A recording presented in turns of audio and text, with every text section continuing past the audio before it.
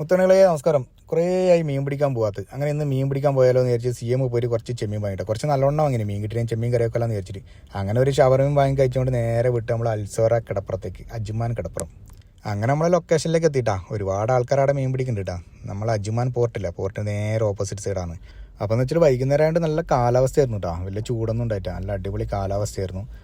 പോർട്ടിൽ 2 കപ്പലുണ്ട് കേട്ടോ. വന്നിട്ട് സാധനം ഇറക്കാനോ കയറ്റാനോ ഒന്നും അറിയില്ല, 2 കപ്പൽ അവിടെ ഉണ്ട്. അങ്ങനെ നമ്മളും തുടങ്ങിയിട്ടാ മീൻ പിടിക്കാൻ വേണ്ടിയിട്ട്. നമ്മളെ സാധാരണ രീതിയിലാണ് കേട്ടോ. നമ്മൾ ചൂണ്ടയും കണ്ണിലെടുത്ത് നമ്മൾ നാട്ടിൽ നിന്നെല്ലാം പിടിക്കുന്ന അതേ ലെവലിൽ കയ്യിൽ വെച്ചിട്ട് പിടിക്കുന്നതാണ് കേട്ടോ. മറ്റുള്ളവരൊക്കെ വേറെ മോഡലിൽ പിടിക്കുന്നത്, നമ്മൾ വേറെ ലെവലിൽ പിടിക്കുന്നത് കേട്ടോ. അങ്ങനെ നമുക്കൊരു മീൻ കിട്ടി കുറേ ഇരുന്നതിന് ശേഷം.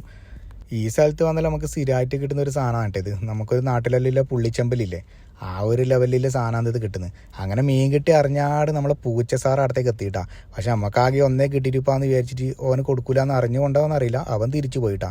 അങ്ങനെ കുറച്ചും കൂടി ഇരുന്ന് നമുക്ക് അടുത്തതും കിട്ടി. അങ്ങനെ 3-4 മീൻ കിട്ടിയിട്ടാ. അധികമൊന്നും കിട്ടിയിട്ടില്ല, 3-4 മീനേ കിട്ടിയിട്ടു.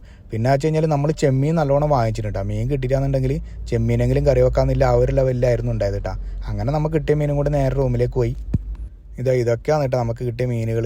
ആകെ 4 എണ്ണയില്ലു, പിന്നെ ചെറിയൊരു ഏട്ടയും ഉണ്ട്.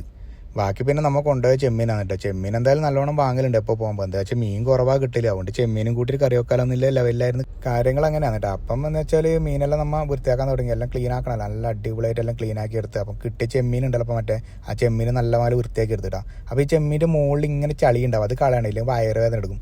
അങ്ങനെ കുറച്ച് ഉപ്പെല്ലാം ഇട്ടിട്ട് നല്ലപോലെ കഴുകി എടുത്തിട്ടാ. എന്താ വെച്ച് കഴിഞ്ഞാലേ പുഴയത്തെ മീനാകുമ്പോൾ ഉപ്പിട്ട് കയറണം, എന്നാലേ നല്ല പാങ്ങിൽ വൃത്തിയാവും. അങ്ങനെ മീനെല്ലാം നല്ല അടിപൊളിയായിട്ട് കഴുകിയിട്ട് എടുത്തിട്ടാ. എന്നിട്ട് നേരെ നമ്മളെ കറി വെക്കുന്ന ചട്ടിയിലേക്ക് ഇട്ട്. മീൻ കറി വെക്കുമ്പോൾ ചട്ടിയിൽ തന്നെ വെക്കണം, അപ്പം എന്നാലേ അതിൻ്റെ പാങ്ങുണ്ടാവും. അപ്പം എന്ന് വെച്ചാൽ നമ്മൾ ഇന്ന് വെക്കുന്ന കറിയാച്ച ഉള്ളിയും തേങ്ങ കേട്ടാ. അപ്പോൾ തക്കാളിയും പച്ചമുളകും കറിവേപ്പിലെല്ലാം ഇട്ട് മഞ്ഞപ്പൊടിയും മുളക് പൊടിയും കുരുമുളക് പൊടിയും ഉപ്പെല്ലാം ഇട്ടിട്ട് എല്ലാം സെറ്റാക്കിയിട്ട് ആവശ്യത്തിൻ്റെ വെള്ളവും വെച്ചിട്ട് തീ വെച്ചിട്ടാ.